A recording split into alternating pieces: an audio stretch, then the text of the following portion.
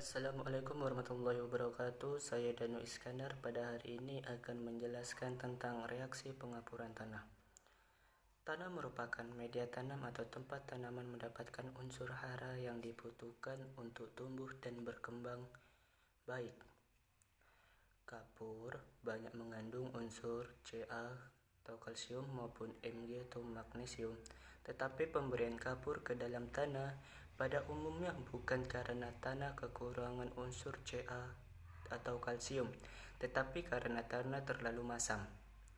Tanah asam dapat memberikan pengaruh yang buruk pada pertumbuhan tanaman hingga hasil yang dicapai rendah. Untuk mengatasi keasaman tanah, perlu dilakukan usaha pemberian kapur ke dalam tanah.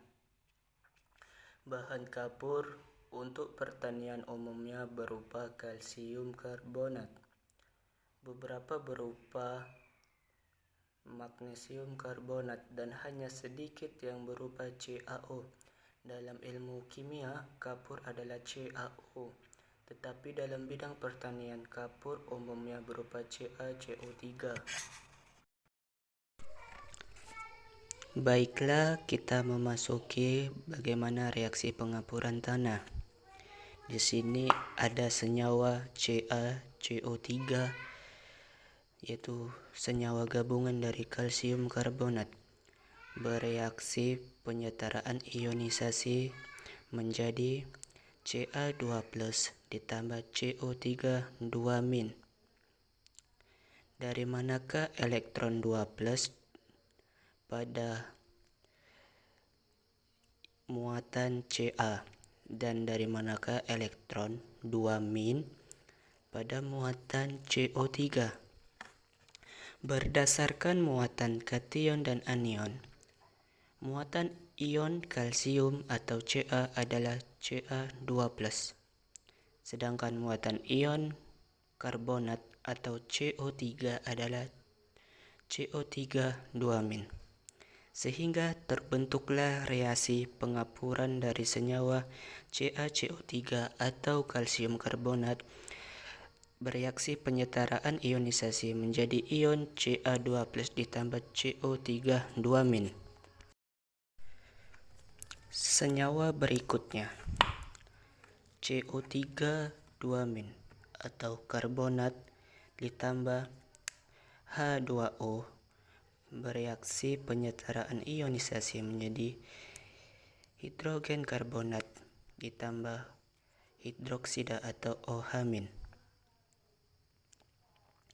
Menurut teori Bronsted-Lowry, asam itu zat yang mendonor H+, jadi hanya berkurang 1, sedangkan pada basa bersifat akseptor atau H+-nya sebagai menerima, sehingga hanya bertambah 1. Di sini bisa kita lihat pada CO3 2- yang terletak pada sebelah kanan, dan kita lihat pada sebelah kiri ada HCO3+ yang bersifat di situ. Pada sebelah kiri atau pada HCO3 terdapat hanya sama dengan 1, sedangkan pada CO3 2- hanya 0. Kita lihat teori Bronsted-Lowry, basa bersifat akseptor, menerima, hanya bertambah 1. Berarti dengan kata lain CO3 2- bersifat basa. Nah, pasangan basa yaitu asam konjugasi, sehingga pada HCO3+ itu bersifat asam konjugasi, sedangkan pada H2O bersifat asam, dan pada OH- bersifat basa konjugasi. H2O disebut zat yang dapat berperan sebagai asam dan basa, atau yang disebut dengan amphoter. Ciri-ciri amphoter yaitu 1. Harus ada ion H+-nya minimal 1. Yang kedua, biasanya terdapat atom oksigen. Ini tidak terlalu dibutuhkan. Yang dibutuhkan yaitu yang penting terdapat H+-nya minimal 1. suhu.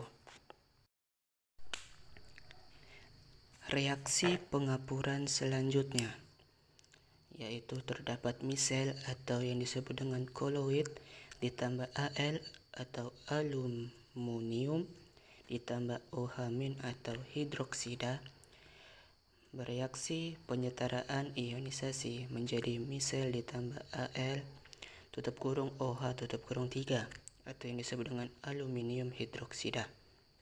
Reaksi pengapuran di atas berasal dari misel plus Al3 plus ditambah 3 OH-. Dari manakah Al3 plus dan 3 OH-? Pada ketentuannya, muatan ion aluminium itu bersifat Al3 plus. Sedangkan pada OH- itu elektronnya 1 dan pada elektron aluminium itu 3. Agar seimbang dan setara elektronnya antara aluminium dan OH- atau hidroksida, maka OH- menyerap 3 elektron untuk seimbang dengan Al.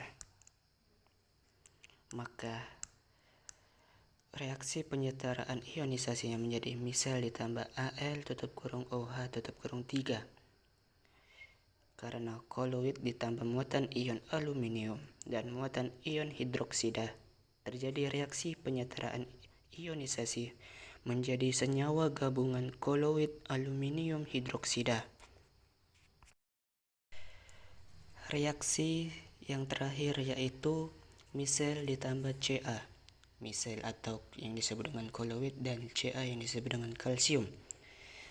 Terjadi reaksi penyetaraan menjadi misel pangkat Ca bawahnya Ca. Dari manakah bisa seperti itu? Reaksi di atas berawal dari muatan ion kalsium atau Ca yaitu Ca2+. Nah, di sini karena elektron Ca itu 2+, maka koloid menyerap 2 elektron itu ditaruh di atas dan di bawah supaya seimbang. Sedangkan di atas itu menggambarkan sifat koloid adsorpsi. Adsorpsi adalah penyerapan ion atau molekul oleh permukaan partikel koloid.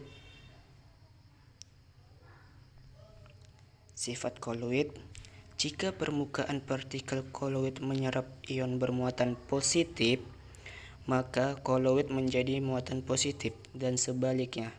Karena Ca itu muatannya positif, maka reaksi penyetaraannya menjadi positif. Baiklah, hanya itu saja yang dapat saya jelaskan pada pertemuan ini. Kurang lebihnya saya minta maaf. Saya akhiri. Wassalamualaikum warahmatullahi wabarakatuh.